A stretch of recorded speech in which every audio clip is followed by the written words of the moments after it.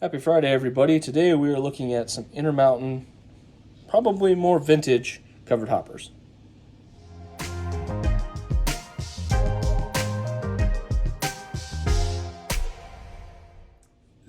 These are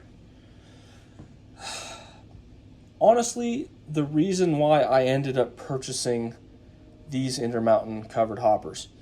And in my review for these newer, the BNSF Heritage version covered hoppers, the reason why I bought them and thought they were going to be a real game changer is because I have owned these for so long.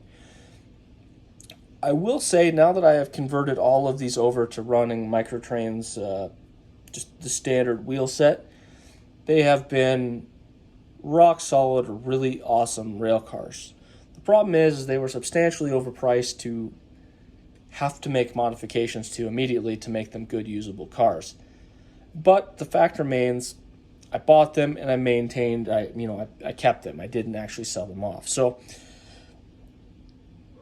the reason I was so disappointed with those is because I think I've got 6 of the Montana Rail Link ones, and some of them I have, some of my other ones are microtrains, and we'll get to them in a review in the future. But I wanted to make sure that the ones I got weren't modified and worked really well because they were modified. So I found another one a while ago as part of the lot, and I made sure to pick up that lot just so I had this. And after months and months of testing, this is just as reliable as this is. So the vintage Intermountain covered hopper cars are fantastic, and I purchased these not long after getting back into N scale after being out of it for quite some time.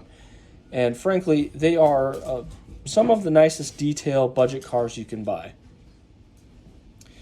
When I purchased these Intermountain ones, that are the Montana Rail Link ones in the back, they were substantially more budget than you can pick them up for now. But I find both of these come in right about the $15 to $20 if you're looking for them on eBay, especially if you can buy them in lots so you can keep the freight down. It is definitely a more affordable way to come up with a good piece of rolling stock that has some nice detail. So let's go ahead and jump in and take a look at what these things look like.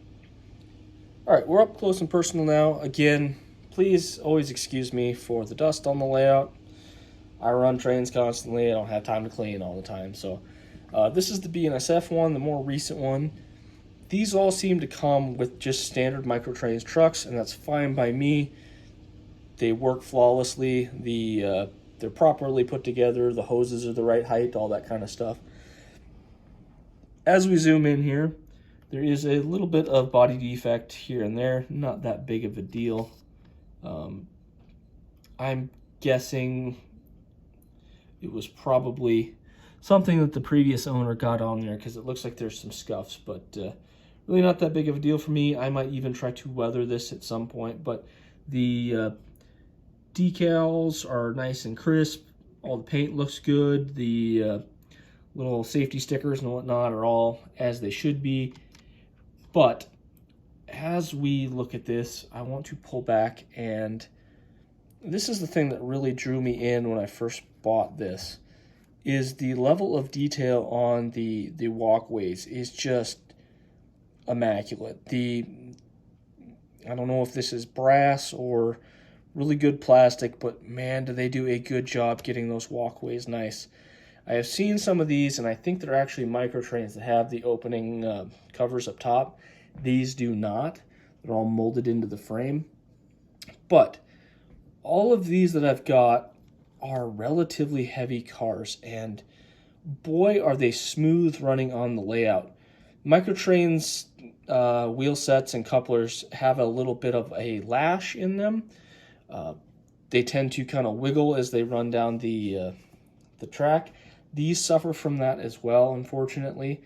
However, they do function in all sorts of turnouts, forward, backwards, being pushed, pulled, doesn't matter. These things are very reliable, and I think it has something to do with the weight. As we turn and take a look here, handrail detail is pretty standard. But if you kind of look up into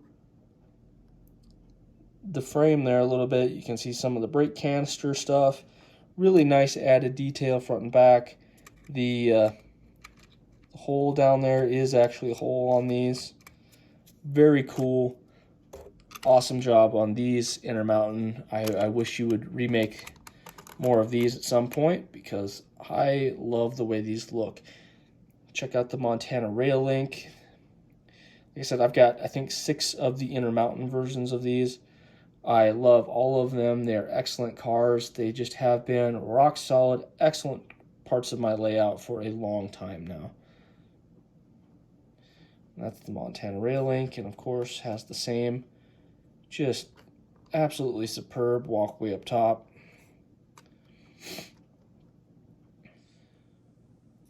So like I said towards the beginning, these are definitely still out there and available on eBay, especially in lots. I see them quite a bit in lots, and honestly, with the price of things going up the way they are, finding these for about $20 is kind of a steal in my opinion.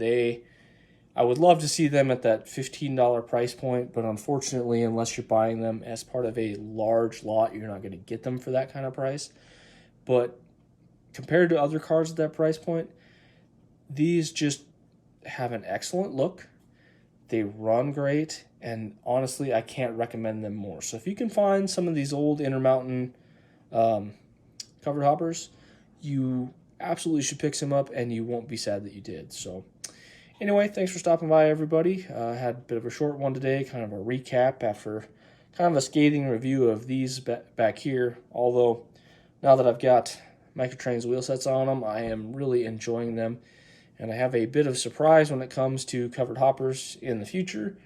I've been saying that I've been wanting to put together a big, long BNSF grain train for a while now, and I think I'm finally going to be able to do it. So, right on.